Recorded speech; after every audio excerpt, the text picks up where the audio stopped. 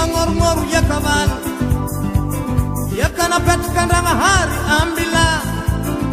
mba tsinjovany hoavitsika kada mandora mantsilanga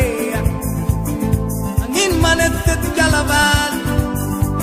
adiala napetraka andragnahary izy ovale mba zahavany ahazo atsika kada mandora mantsilanga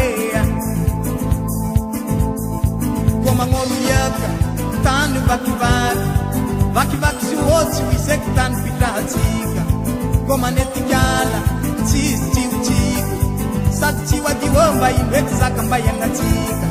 ala mahaleny valy ala nintsinitsy valy ala tsiotiko kadavonegny fa magnifogno atsika ala bahantany ala fanafody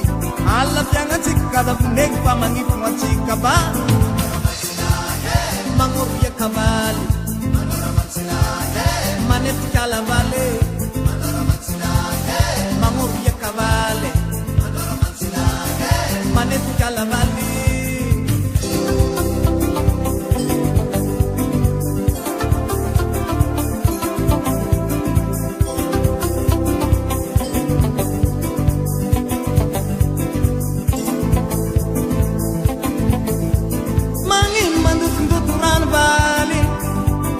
Ranna topi setsika woluto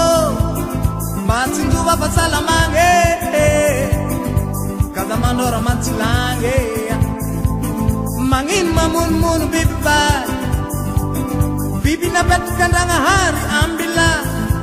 izumi enkaratsike kada vonegny fa tsy mampanjare komalurano hino giahatsika rano maluto manjary mamparary ko mamono biby azoby io namatsika biby miegny izy hoe karatsika olombelo rano isahatsika valy rano giahatsika rano fijoroagna kazalobegny fa magnifogno atsika biby namatsika biby avatsika sakandragnahary kazavonegny fa tsy mampanjary aba mandoto rano valy Mamun bibi vale mandoto rano valy Mamun bibi vale